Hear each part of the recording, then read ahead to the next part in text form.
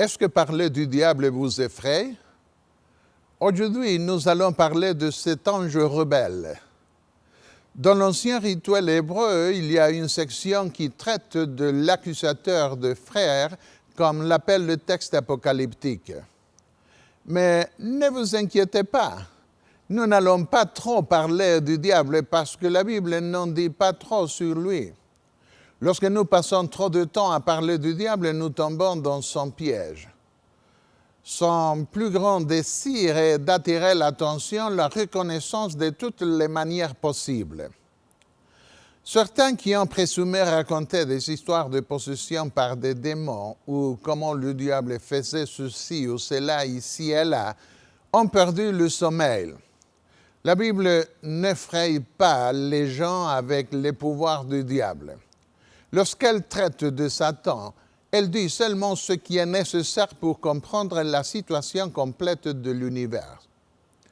Elle consacre beaucoup plus de temps à parler de la rédemption et du triomphe du royaume de Dieu. Commençons notre étude sur la façon dont l'histoire de Satan prendra fin. Pendant l'important jour des expiations qui avait lieu à la fin de chaque année liturgique qui représentait le jugement final, un bouc était sacrifié et un autre bouc était chassé dans le désert, portant tous les péchés du peuple de Dieu. J'ai passé une année entière à étudier le terme Azazel à l'Université de Strasbourg, France. J'ai écrit plus de 50 pages sur ce terme et son rôle dans le rituel hébreu. Les érudits de Strasbourg ont été impressionnés par ce fait. Edmond Jacob, un érudit célèbre, faisait partie du comité qui a examiné ma thèse. Il a commenté en disant qu'il n'est pas commun d'écrire autant de pages sur la signification d'un seul mot hébreu. Mais avançons étape par étape. D'abord, nous devons dire quelque chose sur Lucifer, l'ange exalté mais rebelle qui essaya de s'approprier la gloire qui n'appartient qu'à notre Dieu créateur. Il déroba le cœur de nombreux anges en attissant les soupçons et les calomnies contre Dieu. Finalement, il fut expulsé du ciel. Il fut autorisé à tester la fidélité de nos premiers parents. En les vainquant par la tromperie, il fut en mesure d'établir son quartier général sur la planète Terre. C'est là qu'il travaille à discréditer Dieu et à salir son caractère devant l'univers. Alors qu'il était autorisé à tester tout le monde, seul notre monde succomba à ses artifices. Et c'est seulement notre monde qui continue de ressentir les effets de ces sorts envoûtants. En conséquence, nos premiers parents furent également expulsés. En ce qui les concerne, ils furent expulsés du jardin d'Éden. De cette façon, Satan fut d'abord expulsé du ciel, puis il a usurpé la principauté de ce monde. Pour s'être laissé leurrer, nos premiers parents ont également été expulsés de leur paradis de bonheur. À partir de ce moment, Lucifer devint notre adversaire. Le mot Satan signifie exactement cela, adversaire, ou celui qui s'oppose à Dieu. Dans le Deux Testaments de la Bible, nous pouvons voir qu'il incite à pécher. Il nous corrompt pour que nous soyons maudits de Dieu. Il est destructeur, meurtrier et menteur, et il a trompé le monde entier. Quelle biographie et quel prince nous avons dans ce monde! Devons-nous nous étonner que le monde souffre de tant de convulsions chez les nations, les peuples, les familles et les particuliers? Devons-nous être surpris de la nature dont nous avons hérité? Si les choses ne sont pas pires, c'est parce que Dieu intervient pour stopper l'intention du diable de détruire complètement cette création. Satan incita les Juifs et les soldats romains à tuer le Fils de Dieu. Il espérait ainsi ruiner le plan du salut. Mais il ne pouvait pas obliger Jésus à commettre un seul péché et donc il échoua.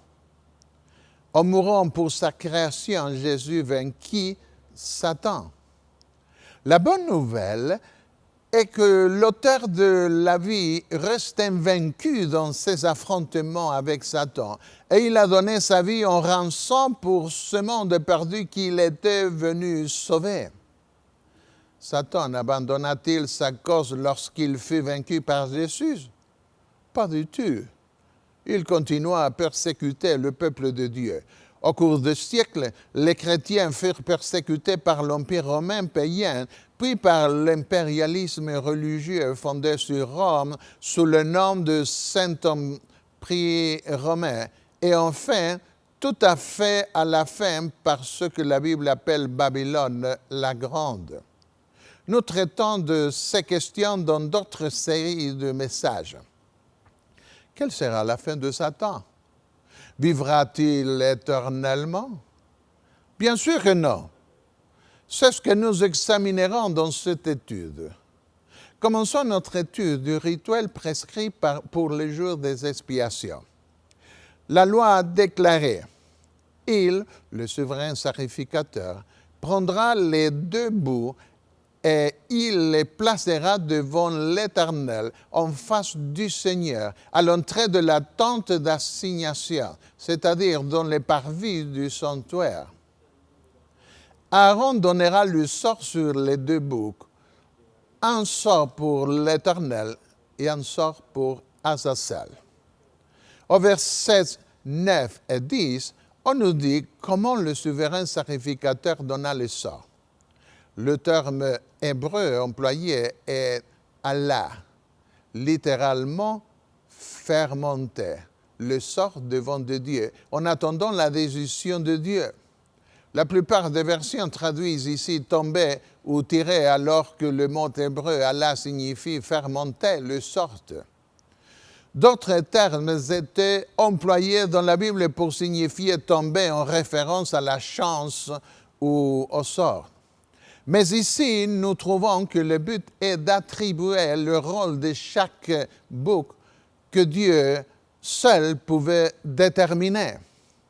Ces sorts étaient l'Urim et le Thummim, deux pierres que le souverain sacrificateur portait sur l'un de ses vêtements au jour des expiations. Certaines images représentent le souverain sacrificateur au jour des expiations avec les sous-vêtements de laine mentionnés dans Lévitique 16, 4. Mais il est évident que sur ces sous-vêtements, le souverain sacrificateur mettait ses vêtements supérieurs. Ces pierres étaient le moyen que Dieu utilisait pour communiquer sa volonté à un peuple qui n'avait pas toute la lumière de la parole de Dieu que nous avons aujourd'hui. De cette façon, le Seigneur formait, éduquait son peuple à mesure qu'il grandissait dans la connaissance de Dieu.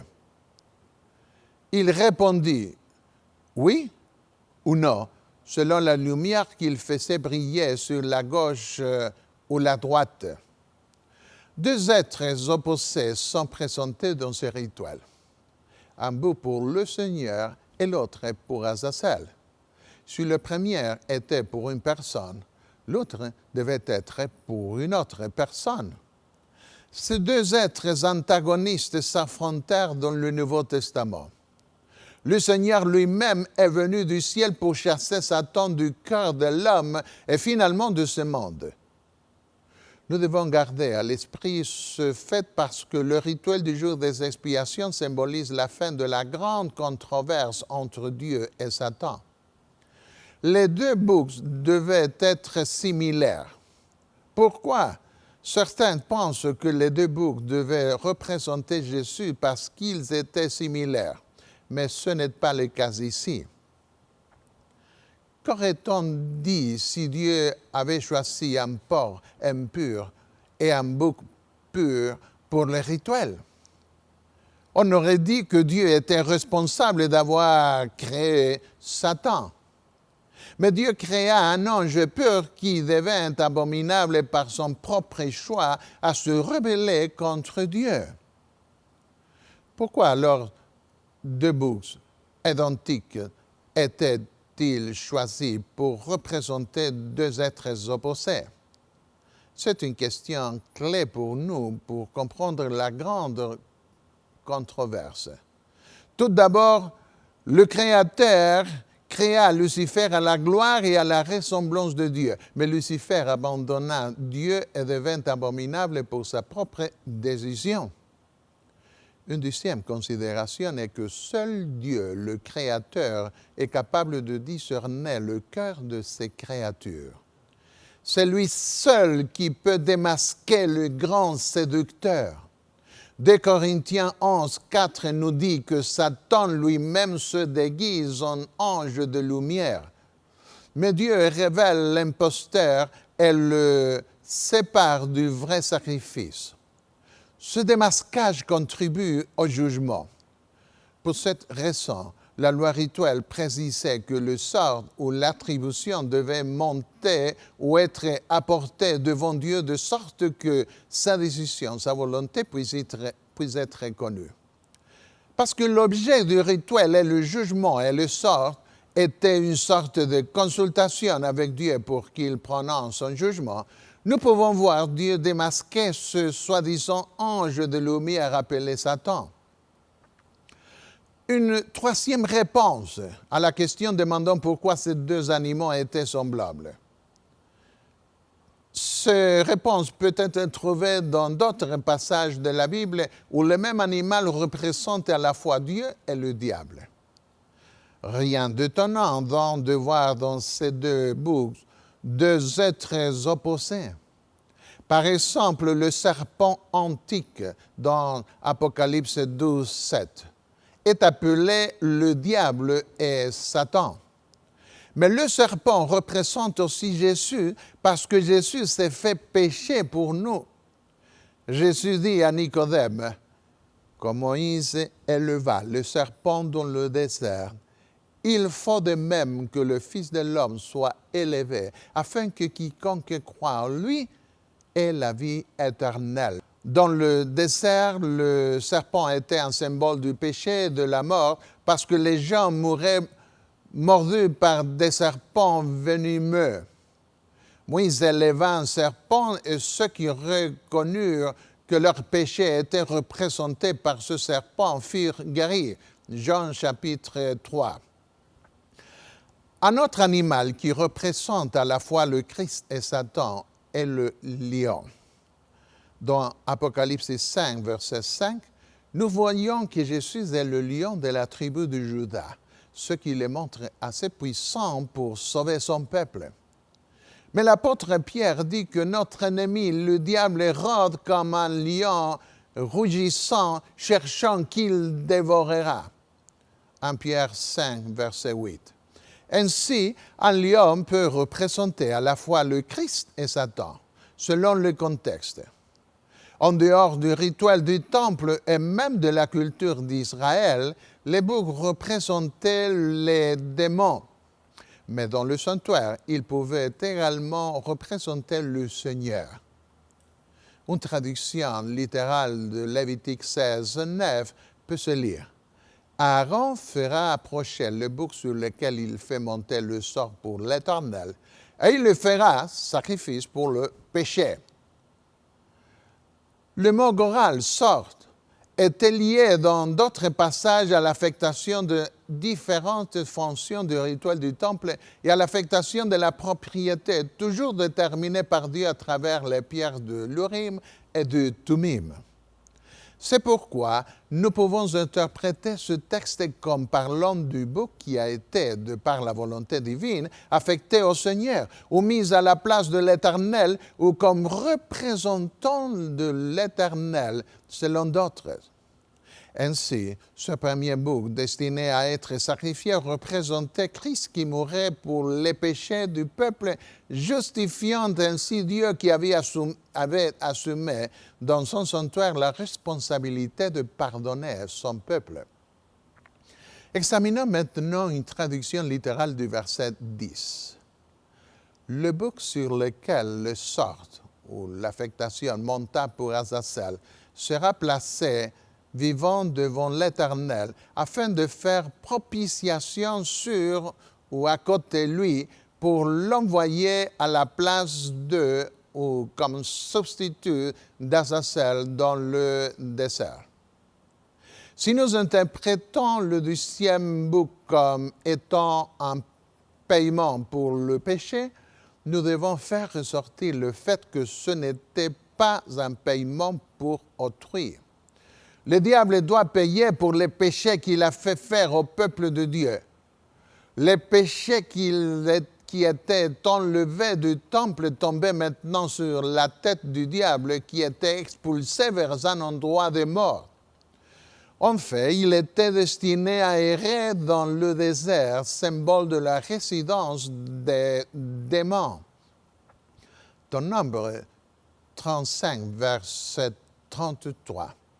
La loi précisait, il ne sera fait pour le pays aucune expiation du sang qui y sera répandue que par le sang de celui qui l'aura répandu. L'exécution ici n'était pas pour payer les fautes d'autrui, mais elle concernait la condamnation et le châtiment de l'assassin. Aaron, le grand prêtre, était tenu de présenter les 2 boucs devant l'Éternel. Toutefois, l'expiation était effectuée uniquement avec le bouc qui était sacrifié. La loi mentionnait tout simplement que le bouc pour Azazel devait être là, près du premier bouc, lorsque le sacrifice expiatoire était effectué. Verset 11. Aaron offrira son taureau expiatoire, et il fera l'expiation pour lui et pour sa maison. Il égorgera son taureau expiatoire. Tout d'abord, le sacerdoce devait être libéré de tous les péchés qu'il avait portés au cours de l'année en mangeant les offrandes pour le péché du peuple. C'est plutôt sacrifice pour le péché, malgré le fait que plusieurs versions traduisent l'expiatoire. 2 textes peuvent le prouver. Dans Lévitique 10, 17, Moïse dit à son frère Aaron que l'offrande pour le péché a été donnée afin que vous portiez l'iniquité de l'assemblée, afin que vous fassiez pour elle l'expiation devant l'Éternel. Dans Nombre 18, 1, Dieu dit à Aaron, « Toi et tes fils et la maison de ton père avec toi, vous porterez la peine des iniquités commises dans le sanctuaire. » Les prêtres faisaient partie du sanctuaire. De même qu'à l'inauguration, la prêtrise était purifiée en premier, et ensuite le sanctuaire. De même, à la fin de l'année, la prêtrise devait être purifiée en premier, et ensuite le sanctuaire. Les jours étaient venus de libérer à la fois le sacerdoce et le sanctuaire de tous les péchés confessés du peuple. Péchés qui avaient été introduits dans le temple par les sacrifices pour le péché tout au long de l'année. Mais on ne mangera aucune victime du péché expiatoire dont on apportera du sang dans la tente d'assignation pour faire l'expiation dans le sanctuaire ou pour effectuer le paiement de la purification de le sanctuaire. Lévitique 6, verset 23. L'étape suivante du rituel du jour des expiations est décrite dans Lévitique 16, versets 12 et 13. Il prendra un brassier plein de charbon ardent ôté de dessus l'autel devant l'Éternel, et de 2 poignées de parfums odoriférants en poudre. Il portera ces choses au-delà du voile. Il mettra le parfum sur le feu devant l'Éternel, afin que la nuée du parfum couvre le propitiatoire qui est sur le témoignage, au-dessus des tables du témoignage avec les 10 commandements. Et il ne mourra point.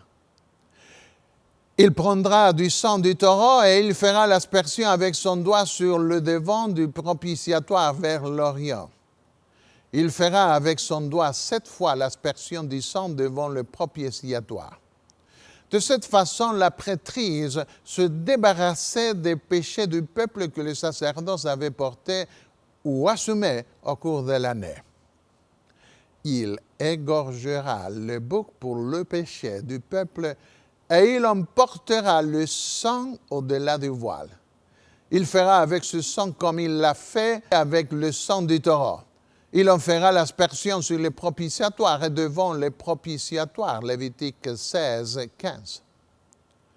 Maintenant, ce 10e sacrifice pour le peuple fait avec le premier bouc était fait pour purifier le sanctuaire.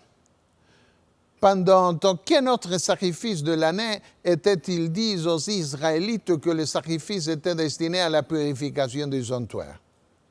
Au contraire, au cours de l'année, le temple recevait les péchés confessés du peuple. Mais maintenant, le texte est absolument clair. Pour la première fois, le temple devait aussi être purifié. En hébreu, il y a un mot qui n'a d'équivalent dans aucune langue moderne. Il indiquait le but direct du rituel de purification. Ce mot était, et il signifie, ce mot est, signifie que le but principal du rituel était de purifier le temple. Dans ma thèse de doctorat pour la faculté protestante de l'Université de Strasbourg, mon professeur dit dans sa revue que nous, les protestants, avons toujours cru que le but du rituel du jour des expiations était de purifier le peuple.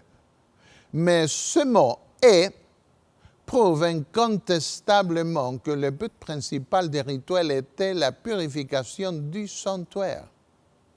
C'est ainsi que spécifiait la loi qu'il ferait l'expiation pour le sanctuaire à cause des impurités des enfants d'Israël et de toutes leurs transgressions et de tous leurs péchés. Il fera de même pour la tente d'assignation qui est avec eux au milieu de leurs impuretés. Lévitique 16, 16. Le fait que cette fois le sanctuaire était purifié de tous les péchés du peuple commis et avoués au cours de l'année est très significative. L'expression « tous leurs attaques, tous leurs péchés » peut être en effet comprise comme « de tous leurs sacrifices pour le péché ». Il y a un autre détail que nous ne devons pas négliger. Le mot « min » en hébreu, « hors de », est très fort en hébreu. Il communique l'idée d'enlever hors du temple les impuretés accumulées au cours de l'année. La loi continue. Il fera de même pour la tente d'assignation qui est avec eux au milieu de leurs impuretés. Lévitique 16, 16. L'autel d'or du lieu saint recevait le sang pour le péché aspergé au cours de l'année sur le rideau du lieu très saint. C'est pourquoi cet autel était également purifié dans les jours des expiations. Une fois que le peuple, le sacerdoce, le sanctuaire étaient purifiés par les sacrifices particuliers de la journée, un rituel final de transfert était effectué sur le 10e bouc qui représentait Azazel. Le verset 20 confirme, lorsqu'il aura achevé de faire l'expiation pour le sanctuaire, pour la tente d'assignation et pour l'autel, il fera approcher le bouc vivant. Quand? Lorsqu'Aaron avait terminé la purification du sanctuaire. En d'autres termes, le bouc qui représentait Azazel ou Satan ou Lucifer ou le diable n'avait rien à voir avec la purification du sanctuaire. Le rituel exécuté avec ce bouc n'avait aucun but de purification. Il s'agissait d'un rituel d'inculpation et d'expulsion de tous les péchés que le diable avait fait faire au peuple au cours de l'année. Une fois que le peuple et Dieu étaient débarrassés des péchés de l'année, l'accusateur des frères recevait en retour tous les péchés car il était le seul coupable restant et devait être expulsé loin de Dieu et de son peuple. Juste une note de clarification. Dans cette image, vous pouvez voir un bouc noir. La loi n'indiquait pas qu'il fallait un bouc noir. Il s'agit simplement de l'interprétation de l'artiste. Lisons la manière dont Aaron inculpait Azazel. Aaron posera ses deux mains sur la tête du bouc vivant et il confessera sur lui toutes les iniquités des enfants d'Israël et toutes les transgressions par lesquelles ils ont péché. Il les mettra sur la tête du bouc.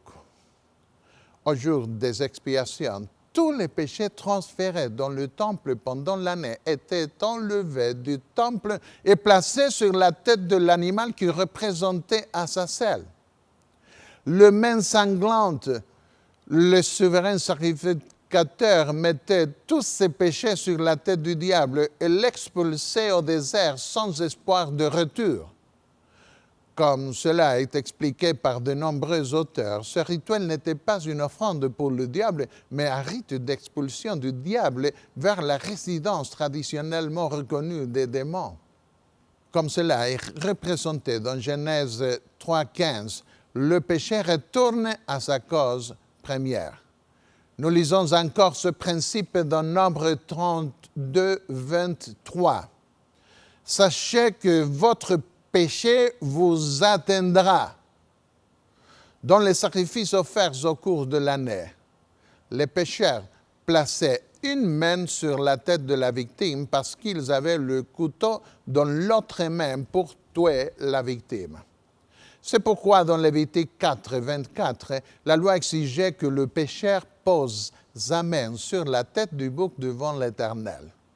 C'était lié en même temps à la confession d'un péché. Mais le souverain sacrificateur plaçait ses deux mains sur le bouc qui n'était pas sacrifié pour effectuer le transfert d'un grand nombre de fautes. Il n'avait pas de couteau dans sa main, mais il plaçait sur la tête du bouc tous les péchés de l'année. En plaçant ses deux mains sur la tête du bouc, Aaron effectuait seulement le transfert des péchés. Il les mettra sur la tête du bouc. Puis il le chassera dans le désert à l'air d'un homme qui aura cette charge. Lévitique 16, 21. Le bouc emportera sur lui toutes leurs iniquités dans une terre désolée. Il sera chassé dans le désert. Lévitique 16, 22. Un bouc lâché dans le désert avec tous les péchés que le peuple avait commis au cours de l'année était dans l'ancien temps la plus forte représentation que l'on pouvait donner du prince des démons. C'est ce que nous allons voir maintenant. Voici un exemple. Parmi les Égyptiens, un bouc représentait le dieu Mende. Qu'est-ce que le mot Azazel signifie? Comme je vous l'ai dit, j'ai passé beaucoup de temps à écrire un long chapitre qui étudie la signification de ce terme. Asa signifie féroce, furieux, cruel. Cela est bien attesté dans la Bible hébraïque et dans les langues apparentées des voisins d'Israël. Elle signifie Dieu. La combinaison d'Assas avec elle signifie donc Dieu cruel ou féroce, ou Dieu bouc, ou simplement bouc démon. Dans le chapitre suivant, nous lisons au verset 7 et 8. Si un homme offre un holocauste ou une victime et ne l'amène pas à l'entrée de la tente d'assignation pour l'offrir en sacrifice à l'Éternel, cet homme-là sera retranché de son peuple. Cette exigence prouve que Dieu interdisait les offrandes aux démons. Le fait que le peuple était interdit d'offrir des sacrifices à l'extérieur du temple était clairement un antidote contre la coutume d'autres nations d'offrir des sacrifices aux démons. Mais le bouc pour Azazel n'était pas sacrifié, il était expulsé vers le désert. Ils n'offriront plus leurs sacrifices aux boucs avec lesquels ils se prostituent. Lévitique 17, 7. Le terme hébreu est ici seirim, boucs. Puisque le culte de démons était très commun chez les peuples voisins d'Israël et chez le peuple d'Israël apostat, la plupart des versions traduisent ici bouc démon ou quelque chose d'équivalent. La commande était de ne pas offrir de sacrifice à un bouc qui se tenait sur un piédestal devant lequel le peuple s'inclinait. Il s'agissait d'une sorte de sorcellerie. Ainsi, dans le sanctuaire, des boucs pouvaient représenter le Christ qui deviendrait péché pour son peuple et mourrait à sa place. Mais à l'extérieur du sanctuaire et à l'extérieur du troupeau d'Israël, il représentait le diable. En conclusion, le bouc de Lévitique 16 n'était pas une offrande au diable, mais un rite d'expulsion du diable avec tous les péchés qu'il avait fait faire au peuple d'Israël. L'accusateur des frères recevait tous les péchés qu'il avait fait faire au peuple de Dieu, car il était le seul coupable restant pour tous ces péchés, une fois le sanctuaire purifié. Cela se produisait après que tout le peuple et le sanctuaire furent purifiés, parce qu'en ce jour déclarait la loi, vous serez purifiés de tous vos péchés. Revenons à l'histoire d'Israël. Après Salomon, le royaume fut divisé en deux. Jérusalem et son temple demeurèrent au sud, et un autre temple rival fut construit dans le royaume du nord, dont la capitale était Samarie. Ce temple rival tomba plus rapidement dans l'apostasie. L'idolâtrie devint endémique dans ce royaume. Ils introduisirent la pratique d'adorer les seirim, les boucs démons que Dieu leur avait interdits dans sa loi.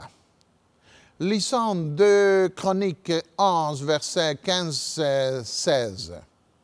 Jéroboam établit des sacrificateurs pour les hauts lieux, pour les boucs et pour les veaux qu'il avait faits.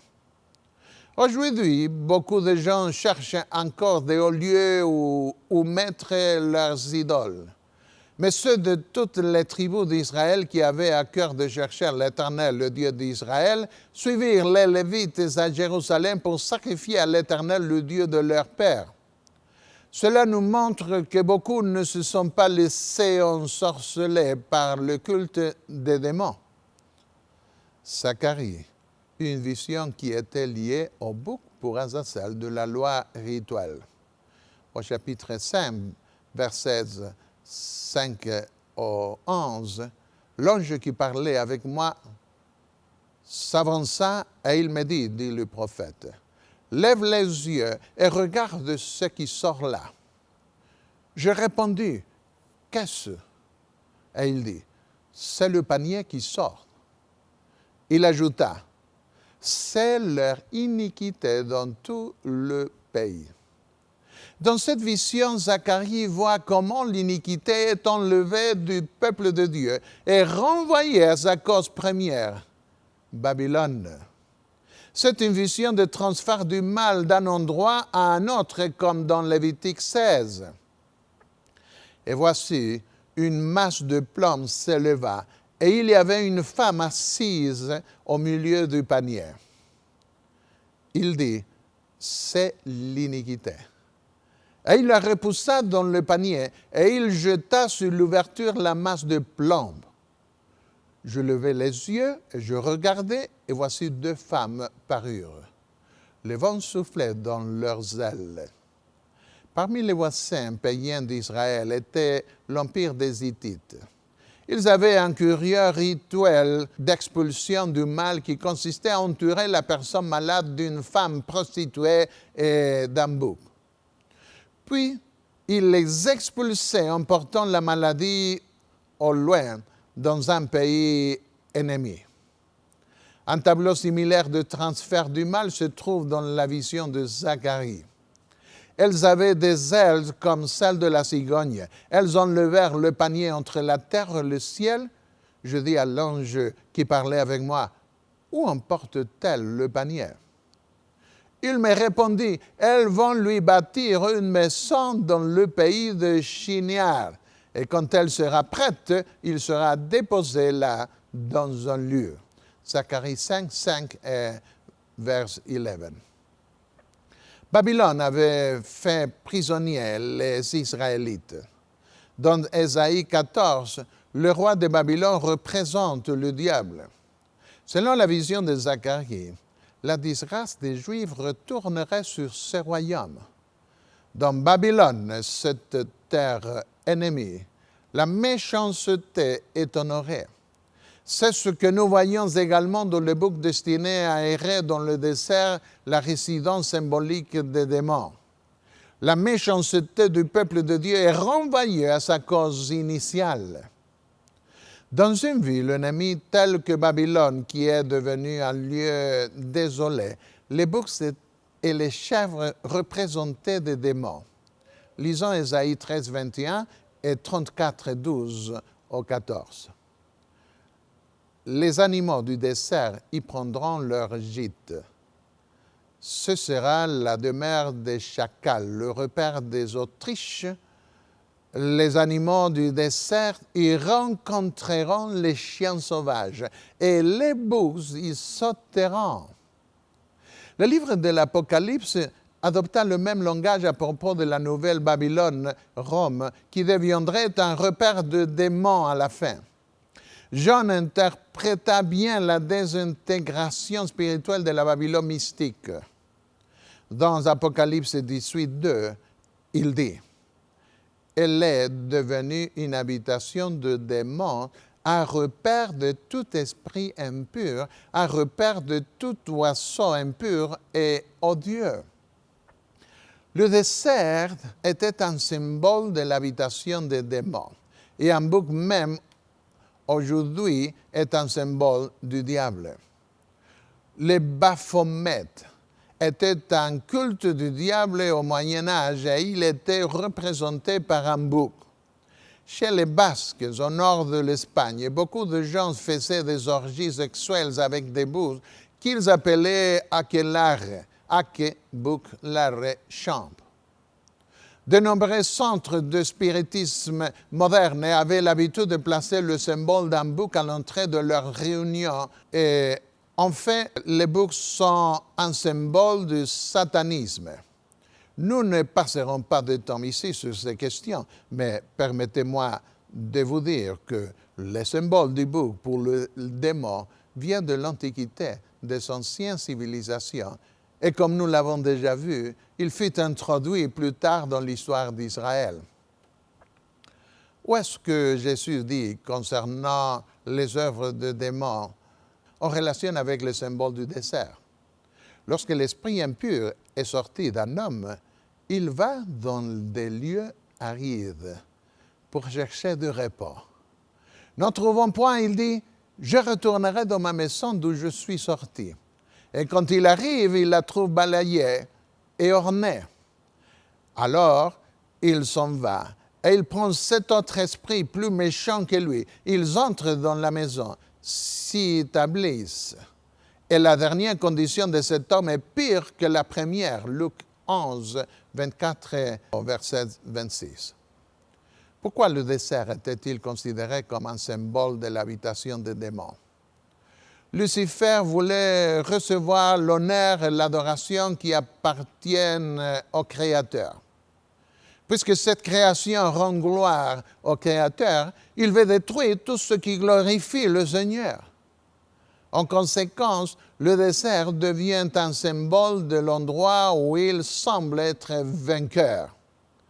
C'est aussi la raison de l'emprisonnement du diable pendant le millénium sur une terre complètement dévastée après sa destruction finale.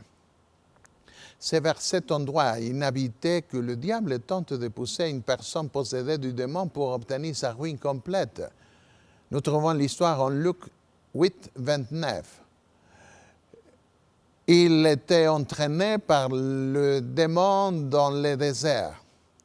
Il était sans cesse, nuit et jour, dans les sépulcres et sur les montagnes, criant et se meurtrissant avec des pierres. Marc 5, verset 5. C'est pourquoi aujourd'hui, beaucoup de gens ne veulent pas aller dans un cimetière pendant la nuit. C'est là que le diable tente de garder les justes pour toujours. Il contesta la résurrection de Moïse et la résurrection symbolique d'Israël lorsque le moment vint pour les Israélites de retourner dans leur patrie, selon Zacharie 3. Satan essaya de garder Jésus dans la tombe et poussa les Juifs et les soldats à sceller l'entrée de sa tombe. Mais qui pouvait arrêter celui qui a le pouvoir de donner sa vie et de la reprendre? Paul dit que le diable s'est vanté de dominer sur la mort, mais Jésus enleva le pouvoir au diable. Et aujourd'hui, des anges du ciel gardent les lieux de repos des justes. Les démons sont gardés dans des lieux désolés. Mais de là, ils veulent s'introduire dans les familles, les communautés, les églises, les nations, pour gouverner le monde entier. C'est ce que nous voyons dans Marc 5, verset 10, où les démons le priaient instamment de ne pas les envoyer hors du pays. Mais que font-ils une fois qu'ils sont autorisés à habiter parmi les hommes? Ils détruisent familles, églises, nations, etc. En fin de compte, toute la terre sera détruite et deviendra un abîme. Dans Luc 8, 31, nous avons un autre témoignage de ce que les anges déchus veulent faire.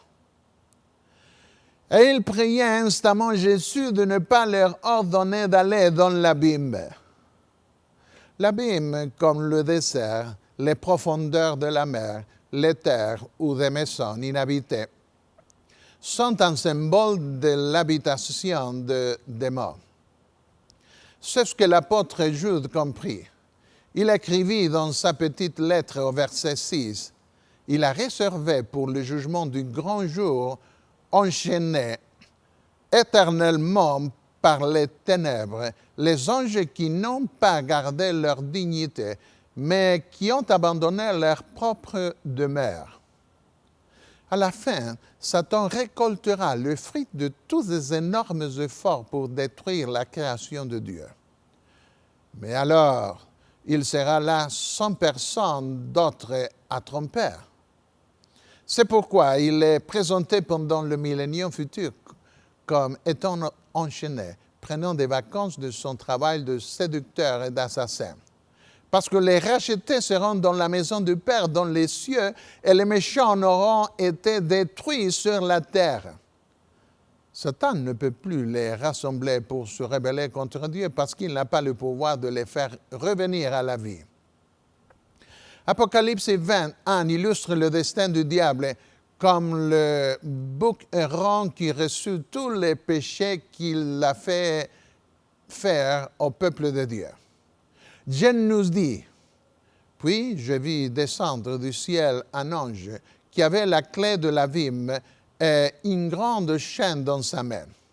Satan ne sera pas autorisé à quitter ce lieu de réclusion pour tromper à nouveau le monde.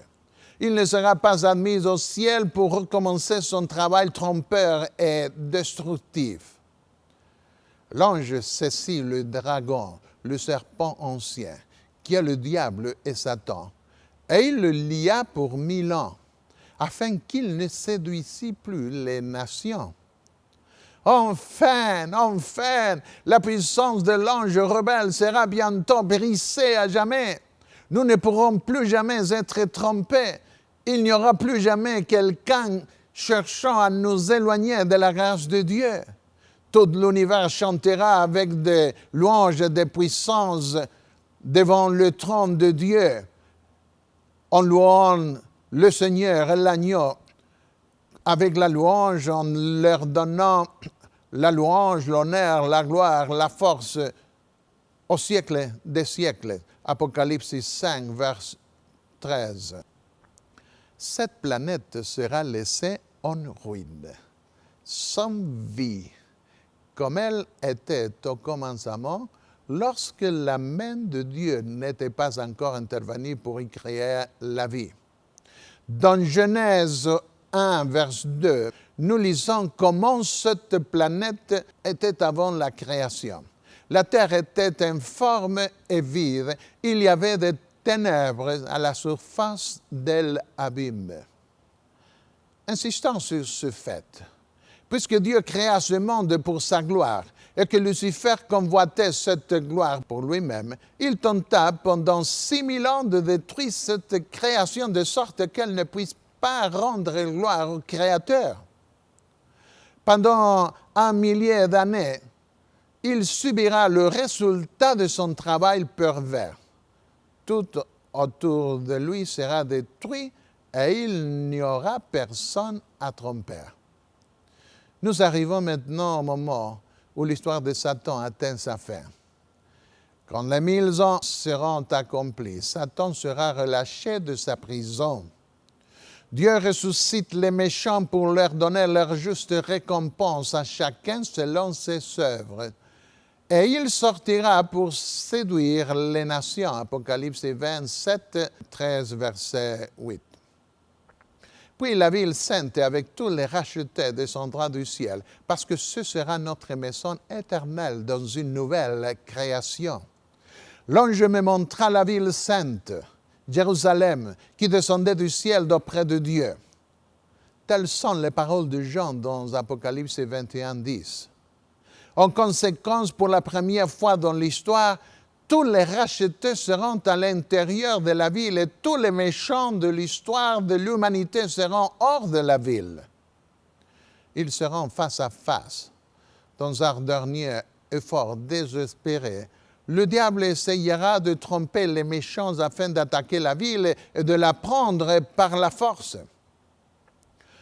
Une fois libéré de sa prison où il n'avait personne à tromper, Satan sortira pour séduire les nations afin de les rassembler pour la guerre. Leur nombre est comme le sable de la mer. Et ils montèrent sur la surface de la terre et ils investirent le camp des saints et la ville bien-aimée. Mais qu'arrivera-t-il à ce moment-là? Un feu descendit du ciel et les dévora. Et le diable qui les séduisait fut jeté dans les temps de feu et de soufre où sont la bête et les faux prophètes, où ils étaient. Et ils seront tourmentés jour et nuit au siècle des siècles. Apocalypse 20, versets 9 et 10.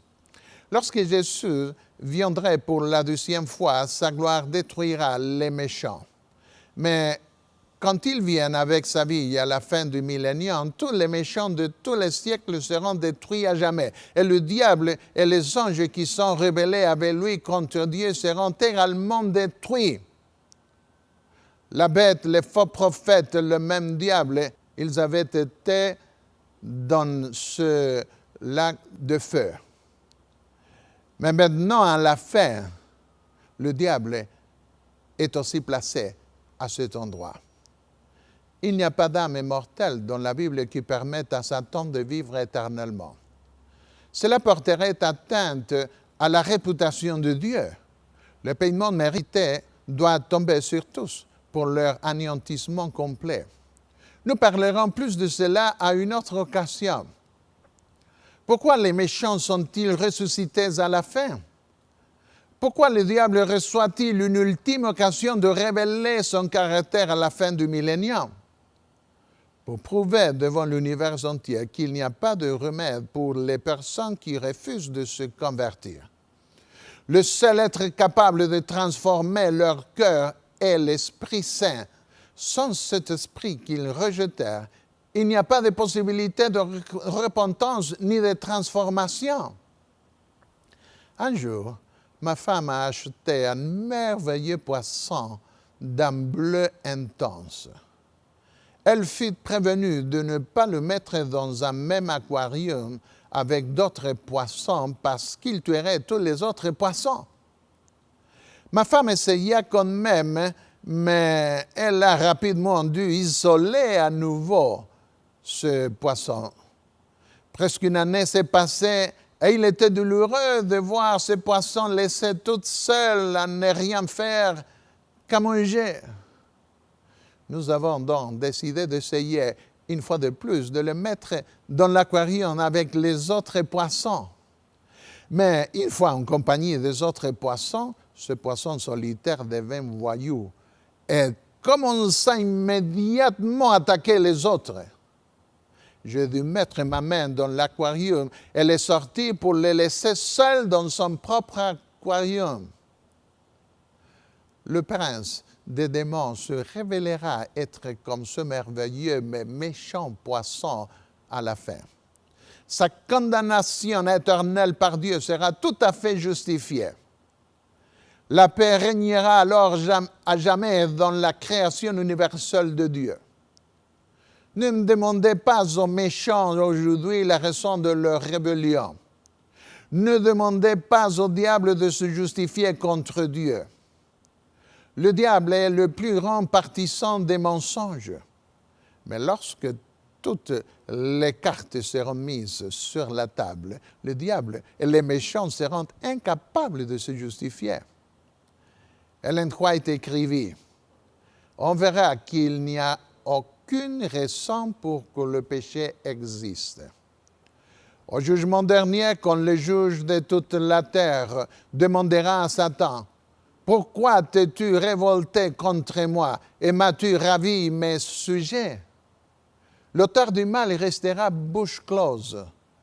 Toutes les lèvres seront fermées et toutes les armées de la rébellion resteront silencieuses.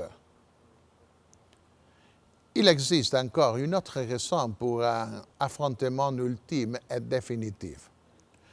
Pour qu'un jugement soit complet, il est nécessaire d'obtenir la reconnaissance des méchants. Et cette reconnaissance sera arrachée aux impies. Lisez les détails dans le merveilleux livre « La tragédie des siècles » dont nous venons de lire. Lisons les derniers chapitres. Quand Satan et les méchants voient que leur cas est perdu par crainte de la gloire de l'Éternel, ils se prosterneront devant ce grand tribunal et reconnaîtront que leur exclusion éternelle est bonne et juste. Ces aveux leur seront arrachés par la révélation impressionnante de la gloire de Dieu. Ils se prosterneront, non pas transformés, mais impuissants pour reconnaître la justice de celui qui est assis sur le trône et de l'agneau de Dieu. Alors les paroles apocalyptiques seront complètement accomplies. Qui ne craindrait, Seigneur, et ne glorifierait ton nom? Car seul tu es saint, et toutes les nations viendront et se prosterneront devant toi parce que tes jugements ont été manifestés. Apocalypse 15, verset 4. Quelle magnifique activité physique que nous avons appréciée sur le terrain de football de l'Université adventiste en Argentine. C'était il y a plus de 40 ans et je me souviens encore de ces vendredis matins de 10 à 12.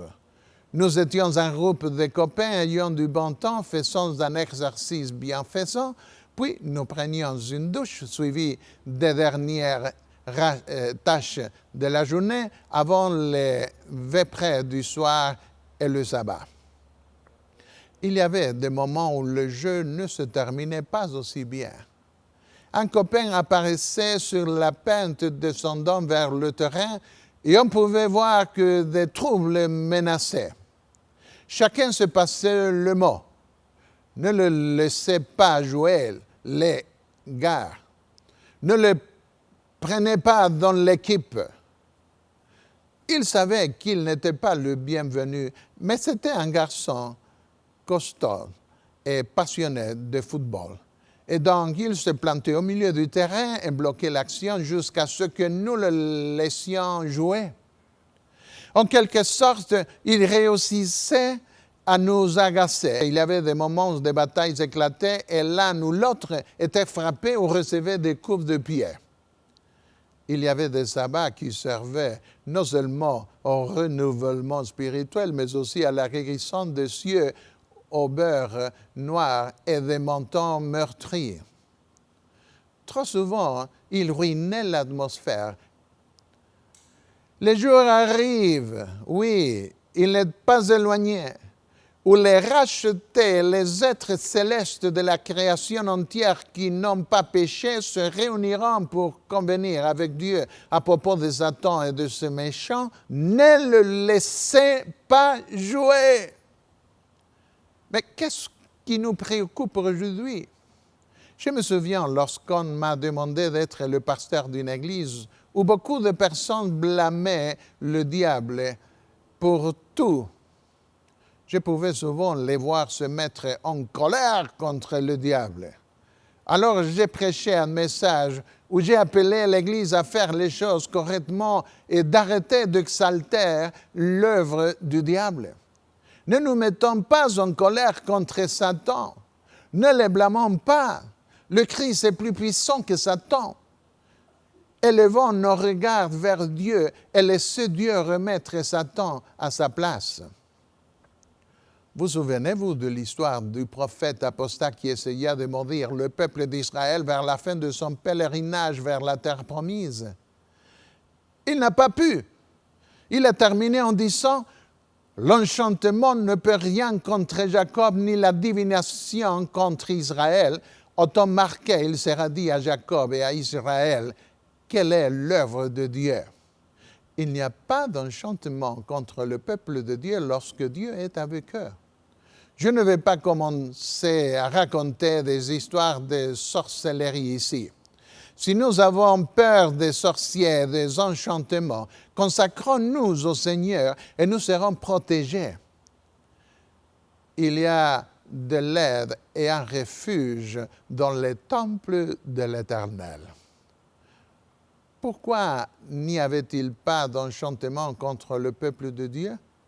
Parce que Dieu n'aperçoit point d'iniquité en Jacob. Il ne voit point d'injustice en Israël. L'Éternel, son Dieu, est avec lui. Il est son roi, l'objet de son allégresse. Nombre 23, verset 21. Ne voulons-nous pas être libérés de l'emprise de Satan? Invoquons le sang de Jésus et consacrons-nous à lui. Demandons à Dieu pardon au nom de Jésus parce qu'il y a de la puissance dans son sang et en son nom. Alors nous serons libres. Nous pouvons être testés. Mais comme David priait, quand je marche dans la vallée de l'ombre de la mort, je ne crains aucun mal car tu es avec moi. Ta roulette et ton bâton me rassurent. Psaume 23, verset 4. Le plus important dans ces moments n'est pas de savoir si Dieu nous délivrera aujourd'hui de la mort, mais de savoir que si nous affrontons la mort, il est avec nous. Celui qui demeure sous l'abri du Très-Haut repose à l'ombre du Tout-Puissant. Il te couvrira de ses plumes et tu trouveras un refuge sous ses ailes. David insiste, tu ne craindras ni les terreurs de la nuit, ni la flèche qui vole de jour, ni la peste qui marche dans les ténèbres, ni la contagion qui frappe en plein midi. Chez les anciens, les termes employés ici pour contagion et peste étaient considérés comme représentant des démons qui produisaient ces maux. Mais David faisait confiance au Seigneur et se sentait en sécurité. Le Dieu de paix écrasera bientôt Satan sous vos pieds. Telle était la certitude de l'apôtre Paul dans Romains 16, verset 20. Le jour vient, il est proche, où la puissance de Satan finira définitivement. Vous rappelez-vous, lorsque nous avons étudié dans un message précédent la signification du mot « nasa avant », cette expression appliquée à Dieu signifiait que Dieu acceptait de porter les péchés de son peuple dans son temple par le sang du sacrifice substitutif. C'est ce que Dieu fait encore aujourd'hui. Le prophète Michée regarda vers les autres nations, puis tournant les yeux vers le Dieu d'Israël, il s'exclama « Quel Dieu est semblable à toi qui pardonne l'iniquité, qui soutient, qui assume dans son sanctuaire la défense de son peuple en raison de ses péchés. » Puis, regardant au-delà de cela, au temps du jugement, Michée dit « Il aura encore compassion de nous. Il mettra sous ses pieds nos iniquités. Tu jetteras au fond de la mer tous leurs péchés. » Michée 7, 18 et 19. C'est le moment préfiguré dans l'ancienne loi du jour des expiations où Dieu avait à nouveau compassion de son peuple prononcé la dernière phrase « Car en ce jour, vous serez purifiés de tous vos péchés, de tous les péchés que Dieu avait accepté de porter dans son temple à travers le sang du sacrifice. » Nos péchés ne sont pas maintenant au fond de la mer. Ils sont enregistrés au ciel, ainsi que leur confession et leur pardon, si nous en avons demandé le pardon de Dieu. Une fois ces péchés enlevés du sanctuaire céleste, ils seront jetés au fond de la mer, ainsi que le diable qui nous tentait cherchant notre ruine.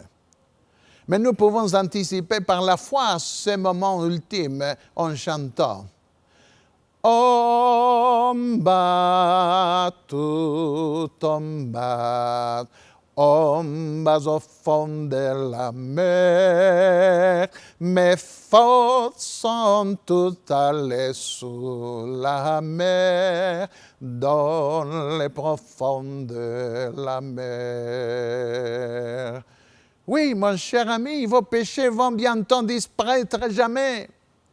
Ce jour vient. Vous pouvez maintenant aller en paix après avoir confessé vos péchés, confiant en l'intercession de notre souverain sacrificateur Jésus-Christ. Dieu prend soin de ce péché dans le temple.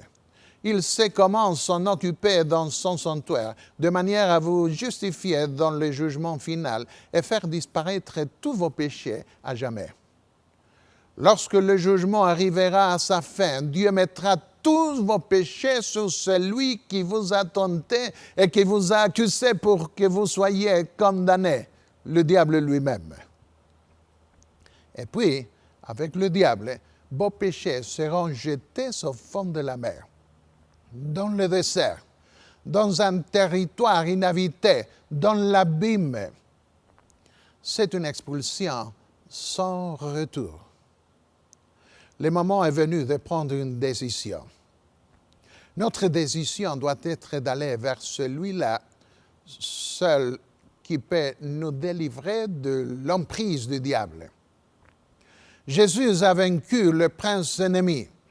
Il a expulsé Satan pendant tout son ministère terrestre.